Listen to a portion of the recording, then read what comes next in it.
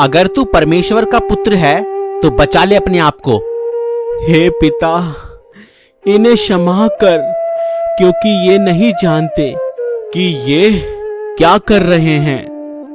60 साल बाद वह सैनिक मर गया और न्याय के लिए परमेश्वर के पुत्र यीशु मसीह के सामने खड़ा किया गया।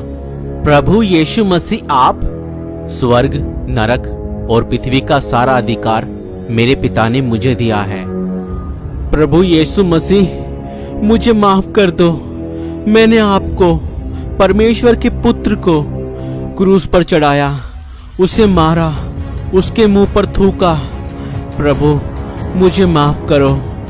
मैंने तुम्हें उसी समय माफ कर दिया था, मगर फिर भी तुमने परमेश्वर के अनुग्रह को तुच्छ जाना।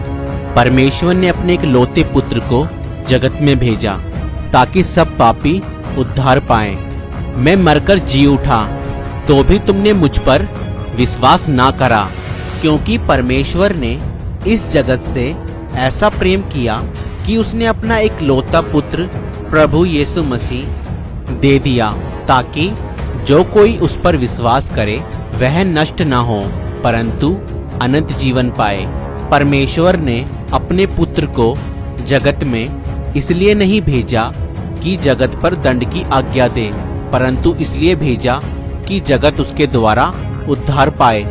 जो उस पर विश्वास करता है उस पर दंड की आज्ञा नहीं होती, परंतु जो उस पर विश्वास नहीं करता वह दोषी ठहर चुका, इसलिए कि उसने परमेश्वर के एक लौते पुत्र यीशु मसीह के नाम पर विश्वास नहीं किया। और दंड की आज्ञा का कारण यह है कि ज्योति जगत में आई है और मनुष्यों ने अंधकार को ज्योति से अधिक प्रिय जाना, क्योंकि उनके काम बुरे थे। क्योंकि जो कोई बुराई करता है वह ज्योति से बैर रखता है और ज्योति के निकट नहीं आता, ऐसा ना हो कि उसके कामों पर दोष लगाया जाए।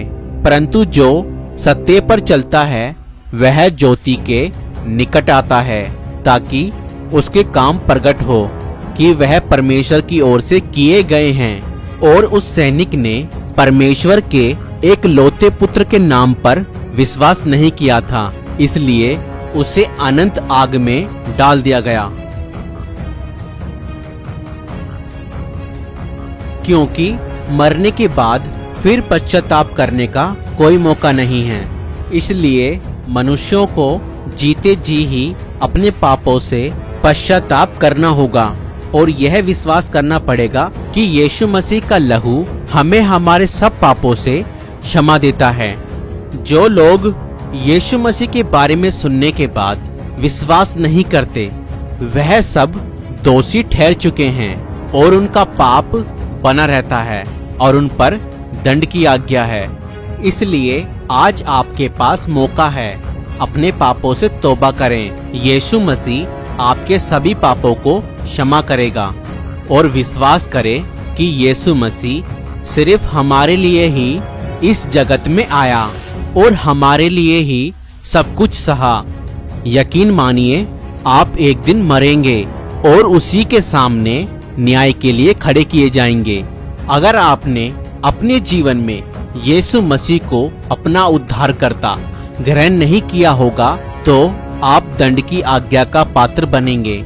अगर आप प्रभु यीशु मसीह को अपना उद्धारकर्ता, अपना मुक्तिदाता ग्रहण करना चाहते हैं तो आप हमारे साथ यह प्रार्थना कर सकते हैं। प्रभु यीशु मसीह, मैं विश्वास करता हूँ कि आज से 2000 साल पहले आप मेरे ही अपराधों के कारण, मेरे ही पापों के कारण इस दुनिया में आए। आप मेरे लिए ही मारे गए, गाड़े गए और तीसरे दिन मुर्दों में से जी उठे। मैं आपको अपना प्रभु, अपना उद्धारकर्ता अपने जीवन में ग्रहण करता हूँ। आप मेरे जीवन में आए, मुझे अपनी संतान बनाएं। मैं आपको अपना प्रभु, मुक्तिदाता ग्रहण करता हूँ। आमीन। और इतनी सी प्रार्थना करने के बाद आप भी परमेश्वर के बेटा और बेटी बन जाएंगे और आपका नाम आज जीवन की पुस्तक में लिख दिया गया है।